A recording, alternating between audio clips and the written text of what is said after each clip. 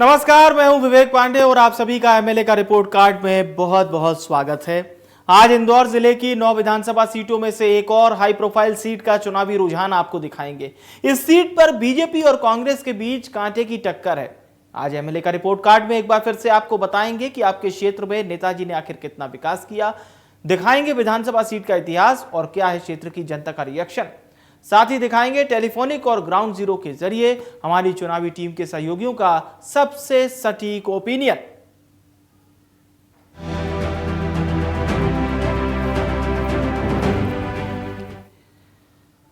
तो इंदौर जिले की 9 विधानसभा सीटों की अगर बात की जाए तो उनमें इंदौर 1 के साथ इंदौर 2, 3, 4, 5 ये वो सीटें हैं।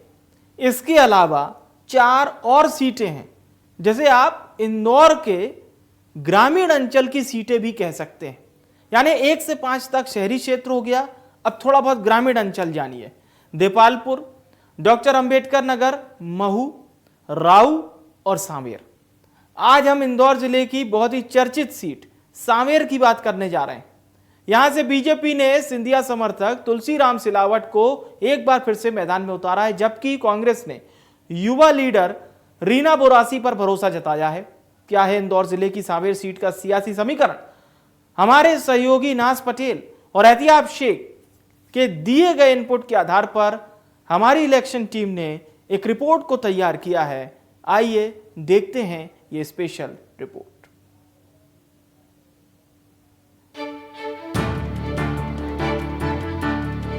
मध्य प्रदेश की 230 सीटों पर विधानसभा चुनाव हो रहे हैं।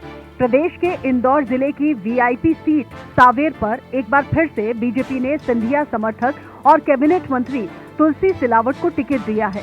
वहीं कांग्रेस ने पूर्व सांसद प्रेमचंद गुड्डू की बेटी रीना बोरासी पर अपना भरोसा जताया है। रीना बोरासी इस चुनाव में 2020 में हुए उपचुनाव में पिता की हार का बदला लेने उतरी हैं, क्योंकि 2020 में हुए उपचुनाव में तुलसी सिलावट ने कांग्रेस के प्रेमचंद गुड्डू को 53,000 से ज्यादा वोटों से हराया था। साल 2003 में सांवेर की सबसे बड़ी जीत प्रकाश सोनकर की थी। उन्होंने 19,500 वोटों के अंतर से कांग्रेस उम्मीदवार राजेंद्र मालवीय को हराया था, पर यह रिकॉर्ड 17 साल बाद तुलसी सिलावट ने तोड़ा था। इसके साथ ही आइए जानते हैं क्या है सांवेर सीट का चुनावी इतिहास। साल 1962 में कांग्रेस के सज्जन सिंह विश्नार जीते। साल 1967 में भारतीय जनसंघ के बाबूलाल राठौड़ जीते। साल 1972 में कांग्रेस के राधाकिशन मालवीय जीते। साल 1977 में जनता पार्टी के अर्जुन सिंह धारू जीते। साल 1980 में बीजेपी के प्रकाश सोनकर जीते। साल 1985 में कांग्रेस के तुलसीराम सिलावट जीते। साल 1990 में बीजेपी के प्रकाश सोनकर जीते। साल 1993 में बीजेपी के प्रकाश सोनकर फिर जीते। साल 1998 में कांग्रेस के प्रेमचंद गुड्डू जीते। साल 2003 में बीजेपी के प्रकाश सोनकर जीते। साल 2008 में कांग्रेस के तुलसीराम सिलावट जीते। साल 2013 में कांग्रेस के राजेश सोनकर जीते। साल 2018 में कांग्रेस के तुलसीराम सिलावट जीते। साल 2020 उपचुनाव में बीजेपी के तुलसीराम सिलावट जीते।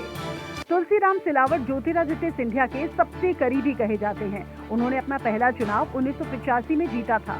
हालांकि 2008 में चुनाव जीतने के बाद वो सिंधिया के साथ बीजेपी में 2020 में शामिल हो गए। यहाँ हुए उपचुनाव में उन्होंने दिग्विजय सिंह के खास और पूर्व सांसद प्रेमचंद गुड्डू को हराया था। इस सीट का सबसे दिलचस्प पहलू ये है कि यहाँ 25 सालों से कोई भी पार्टी लगातार 2 चुनाव नहीं जीती है।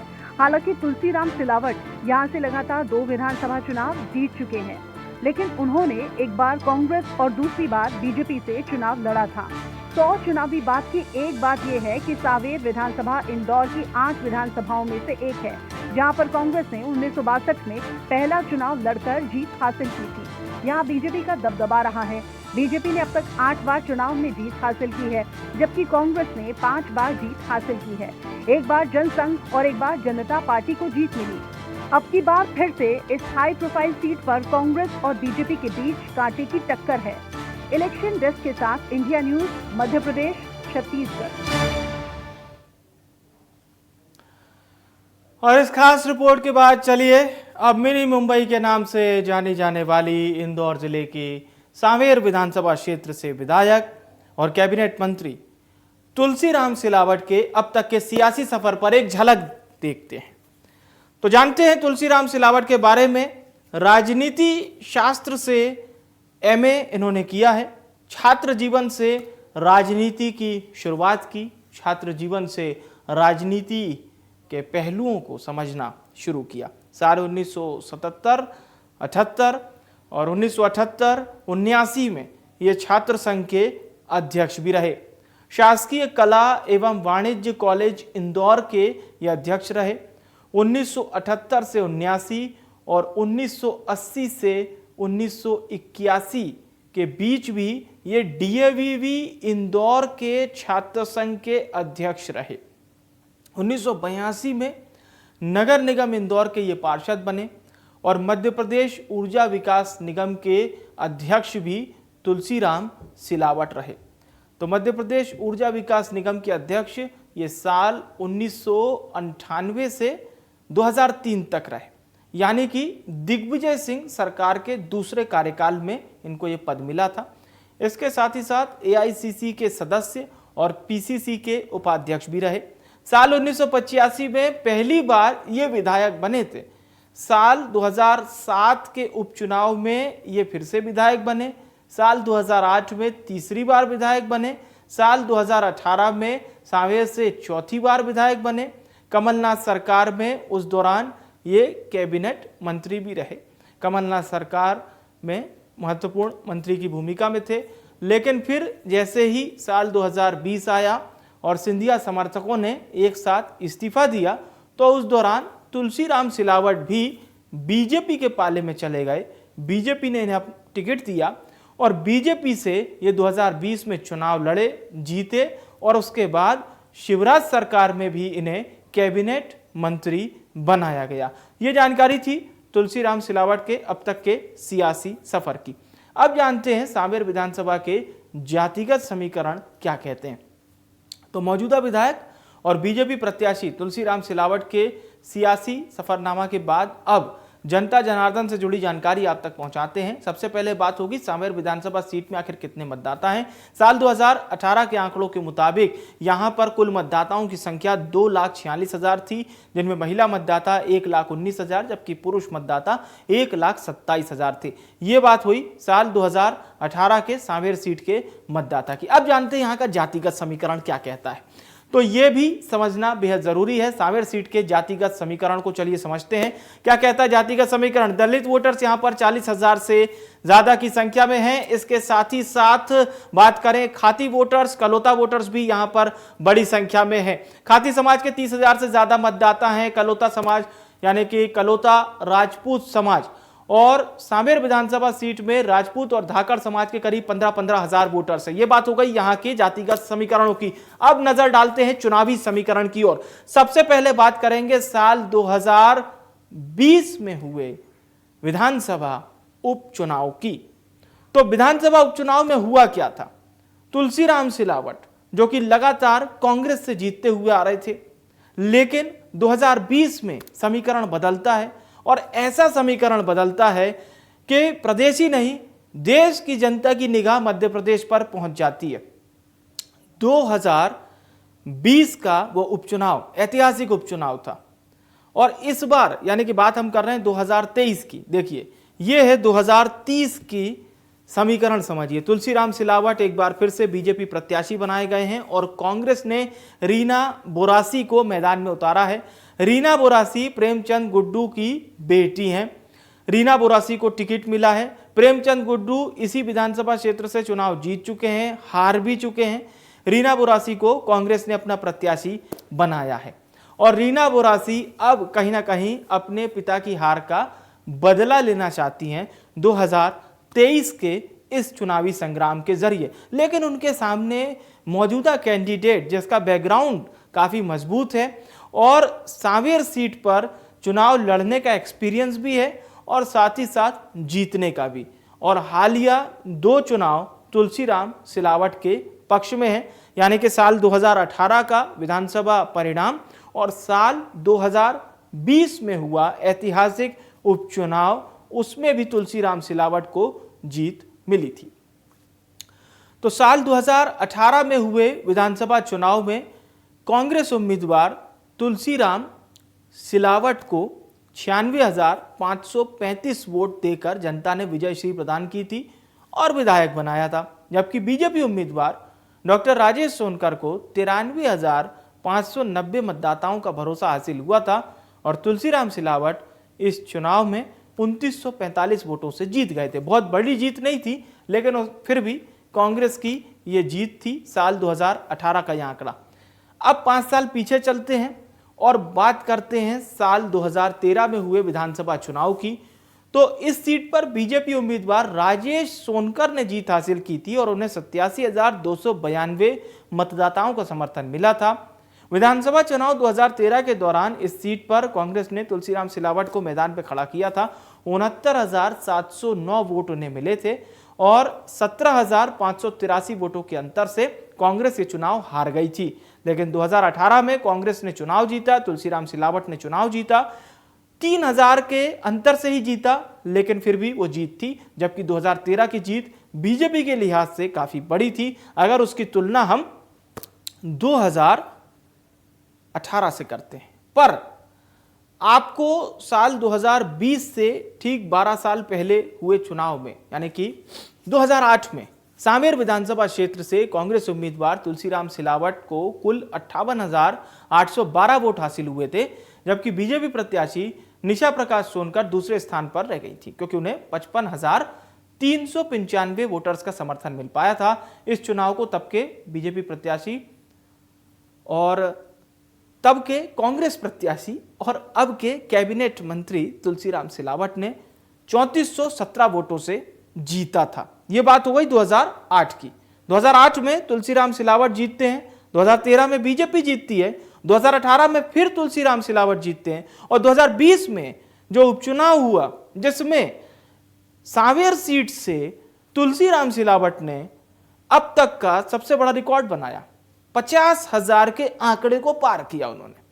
तकरीबन 53-54 हजार वोटों से यह चुनाव जीतना मामूली बात नहीं थी। इसीलिए तुलसीराम सिलावट एक बार फिर से बीजेपी की टिकट पर मैदान में है और इसीलिए उनकी संभावना, क्योंकि रिकॉर्डधारी हैं, तो आप समझ सकते हैं किस तरह से इस सीट पर तमाम सियासी समीकरण चल रहे होंगे।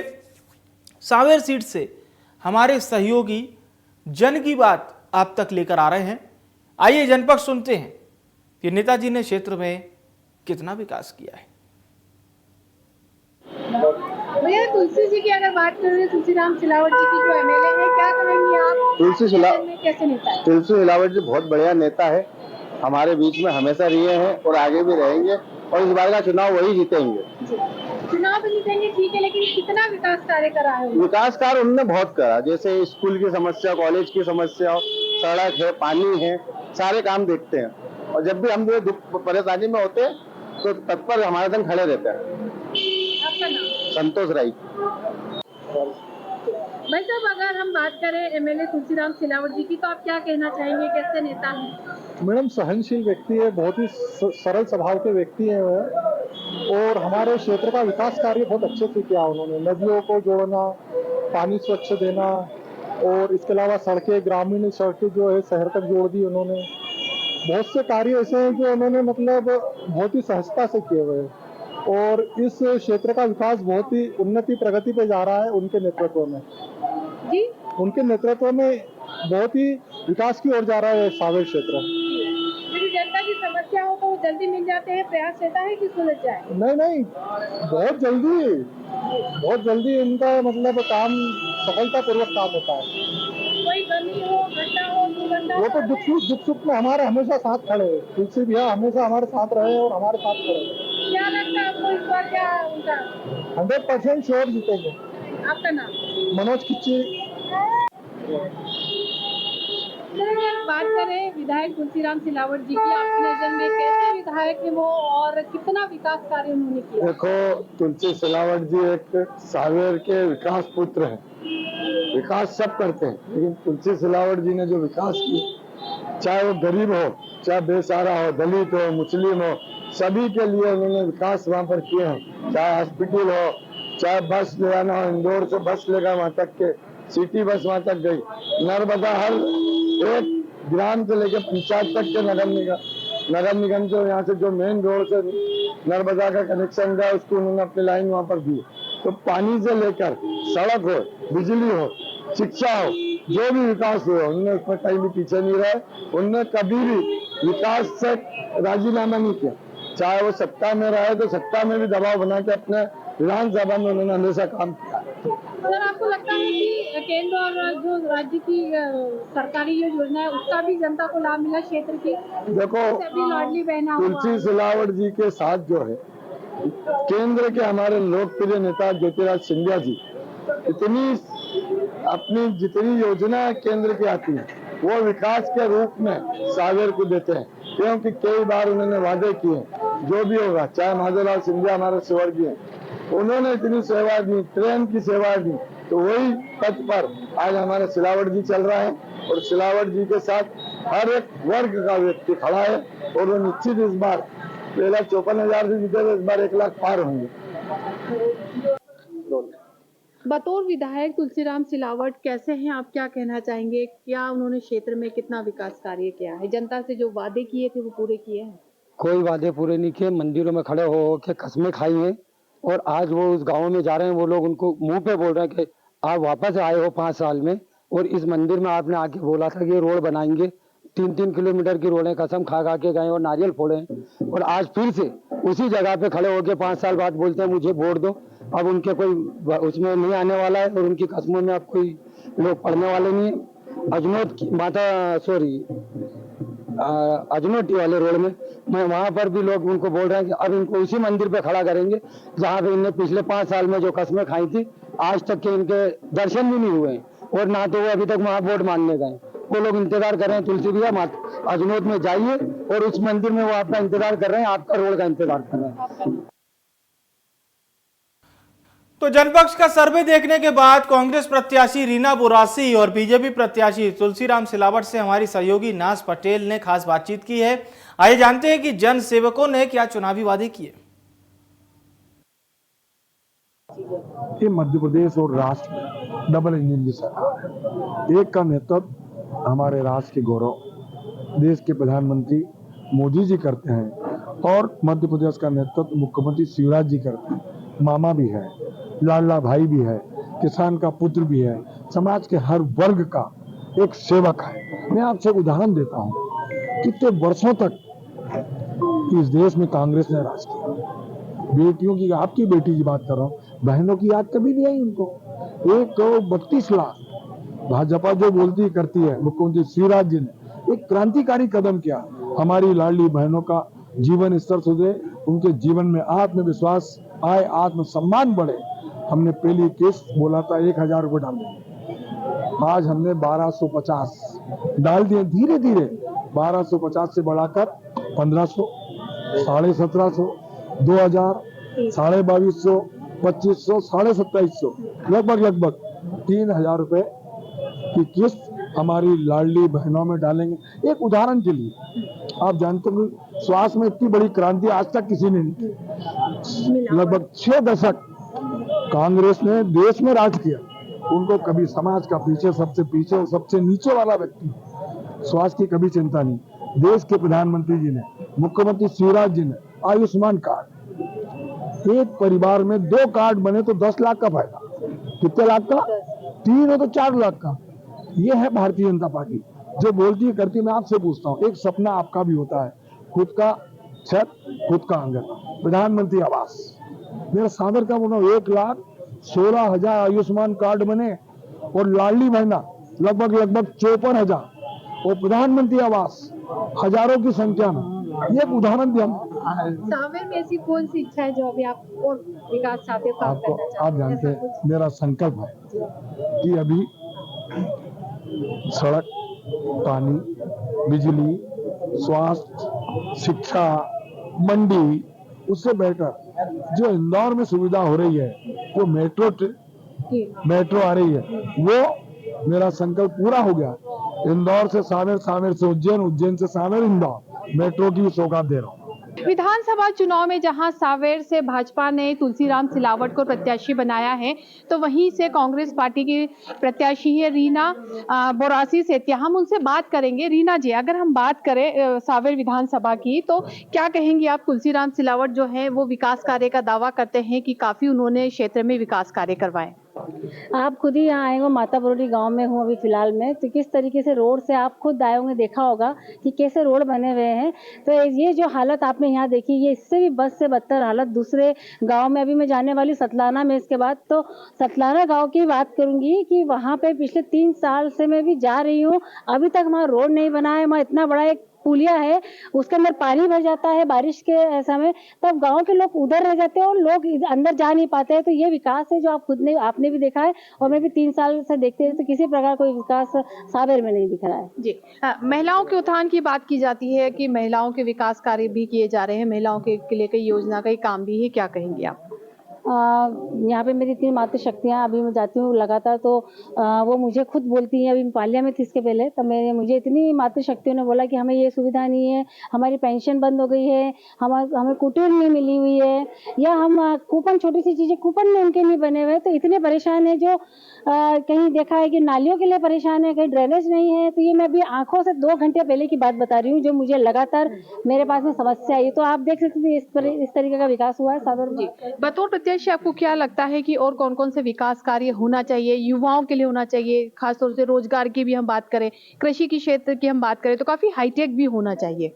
बिल्कुल, युवाओं की बात करूंगी। आज पढ़ा लिखा युवा भी मजदूरी करने पे मजबूर हो रहा है। ये बीजेपी का शासनकाल पिछले 18 सालों से हमारे मध्य प्रदेश में किसी भी प्रकार का कोई विकास नहीं हुआ है। गांव तो देख सकते हैं कि ये इंदौर शहर के अंदर आता है सावेर, पर आप इसकी हालत देख सकते हैं कि यहाँ कितने गाँव में कैसी की क्या क्या सुविधाएं हैं, मुझे बताने की जरूरत ही नहीं पड़ेगी, क्योंकि आप खुद भी आए हुए हैं यहाँ से।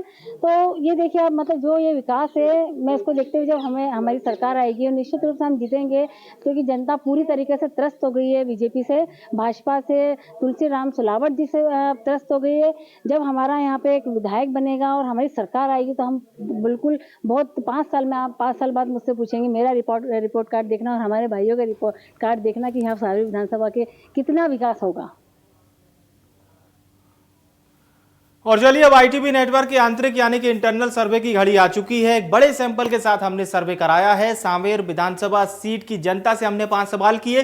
शुरुआत करते हैं सवाल जवाब की। सबसे पहले बात सवाल नंबर 1 की। तो हमने सावेर सीट की जनता से पहला सवाल किया और वो पहला सवाल था कि क्या आप अपने क्षेत्र के विधायक के कामकाज से खुश हैं? यह था सवाल नंबर 1। इसके जवाब में यहां के 71% से ज्यादा जनता ने कहा है कि हां हम खुश हैं, जबकि 26% जनता का कहना है नहीं, कह नहीं सकते वाली जनता बेहद कम है, 1% से ज्यादा। 71% से ज्यादा लोगों ने हां में जवाब दिया है। सवाल नंबर 2, क्या आप अपने क्षेत्र के विधायक को दोबारा चुनना चाहेंगे? यह है सवाल नंबर 2।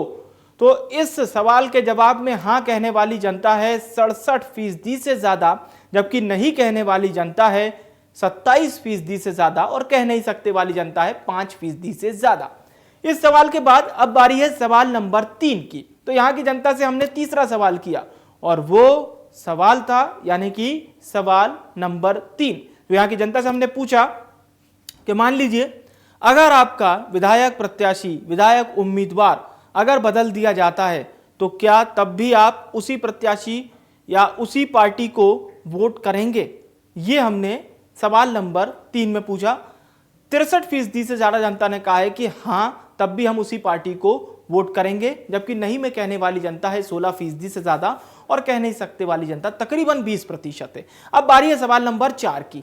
सवाल नंबर 4 हमने पूछा आने वाले विधानसभा चुनाव में आप किस आधार पर वोट देंगे? इसके कुछ प्रकार हमने बनाए। सबसे पहला प्रकार था प्रधानमंत्री नरेंद्र मोदी के नाम पर कहने वाली जनता कितनी है, आइए समझते हैं। तकरीबन 33% जनता ने कहा है कि नरेंद्र मोदी के नाम पर हम वोट करेंगे। मुख्यमंत्री के कामकाज पर कहने वाली जनता है 9%। स्थानीय विधायक के कामकाज पर कहने वाली जनता है 33%। पार्टी के आधार पर कहने वाली जनता है 19%। इनमें से कोई नहीं वाली जनता है 4%। सबसे ज्यादा प्रतिशत निकलकर जो सामने आया है वो 2 ही है, स्थानीय विधायक का कामकाज और प्रधानमंत्री नरेंद्र मोदी का नाम, दोनों बराबर है 33.52। एमएलए का रिपोर्ट कार्ड के लिए 5वां और आखिरी सवाल हमने पूछा है 2024 आम चुनाव और 2023 विधानसभा चुनाव के लिहाज से बहुत ही महत्वपूर्ण। हमने पूछा क्या विधानसभा चुनाव में भी मोदी फैक्टर काम करेगा। इसके जवाब में हां कहने वाली जनता 77% से ज्यादा है।